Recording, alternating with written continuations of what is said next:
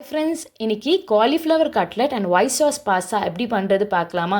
இந்த cauliflower cutlet வெளியில் நல்லா கிறிஸ்பியாக உள்ளே ரொம்ப சாஃப்டாக இருக்கும். வாங்க எப்படி செய்கிறது பார்க்கலாம். ஒரு பவுலில் 100 கிராம் காலிஃப்ளவர் நல்லா திருவி போட்டிருக்கேன். அது கூட அரை வெங்காயம், ஆல்ரெடி வேக வச்சிருந்த பட்டாணி, ஒரு உருளைக்கிழங்கு நல்லா மசிச்சு போட்டுக்கோங்க. அது கூட 1 டேபிள் ஸ்பூன் கடலை மாவு, அரை டேபிள் ஸ்பூன் சோள மாவு, 1 டேபிள் ஸ்பூன் அரிசி மாவு, அரை டேபிள் ஸ்பூன் உப்பு, அரை டேபிள் ஸ்பூன் காஷ்மீரி மிளகாய் பொடி, நீங்கள் நார்மல் மிளகாய் பொடி கூட போடலாம், அரை டேபிள் ஸ்பூன் கரம் மசாலா, அரை டேபிள் ஸ்பூன் சிக்கன் மசாலா, நீங்கள் மட்டன் மசாலா கூட போடலாம், அரை டேபிள் ஸ்பூன் இஞ்சி பூண்டு விழுது. இது எல்லாமே நல்லா போட்டு நல்லா மிக்ஸ் பண்ணுங்கள். நிறைய குழந்தைங்க வெஜிடபிள் சாப்பிட மாட்டேன்னு சொல்லுவாங்க.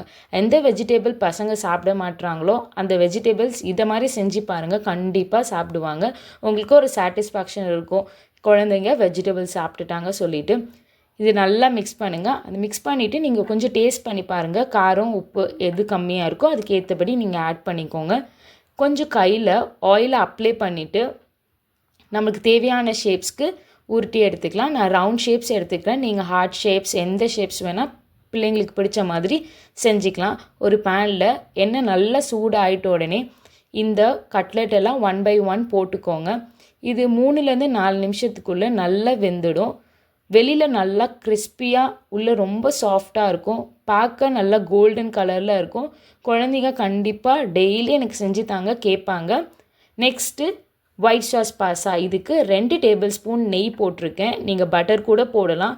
என்கிட்ட கேப்சிகம் இருக்கிறதால நான் ஒரு அரை கேப்சிகம் நல்லா போட்டு வதக்கி எடுத்துக்கிறேன். நீங்கள் எந்த வெஜிடபிள்ஸ் வேணால் நீங்கள் போட்டுக்கலாம். மஷ்ரூம், கார்ன் எது வேணால் போட்டுக்கலாம். ஆல்ரெடி இருக்க அந்த கீயில் நான் என்ன பண்ணுறேன், 2 டேபிள் ஸ்பூன் கோதுமை மாவு நல்லா மிக்ஸ் பண்ணுறேன். அது கூட அரை கப் பால் போட்டு நல்லா மிக்ஸ் பண்ணுறேன், எந்த லம்ஸும் இல்லாத மாதிரி. 4 நிமிஷம் நல்லா மிக்ஸ் பண்ணுங்கள். அந்த கோதுமை மாவு நல்லா வெந்துடணும். வெந்துட்ட உடனே அது கூட நான் ஆல்ரெடி வேக வச்சுருந்த கேப்சிகம் போடுறேன். நீங்கள் மஷ்ரூம் என்ன வெஜிடபிள்ஸ் உங்கள்கிட்ட இருக்கோ எது வேணால் யூஸ் பண்ணிக்கலாம். அது நல்லா மிக்ஸ் பண்ணுறேன். மிக்ஸ் பண்ணிட்டோடனே அது கூட அரை டேபிள் ஸ்பூன் உப்பு, அரை table spoon chilli flakes, 1 table spoon oregano போடுறேன். இது எல்லாமே நல்லா மிக்ஸ் பண்ணுங்கள். நல்லா மிக்ஸ் பண்ணிவிட்டு அது கூட திருப்பியும் ஒரு அரை கப் பால் ஊற்ற போகிறேன். நீங்கள் ஈவன் 1 கப் கூட நீங்கள் இந்த ஸ்டேஜில் போட்டுக்கலாம். நல்லா மிக்ஸ் பண்ணுங்கள்.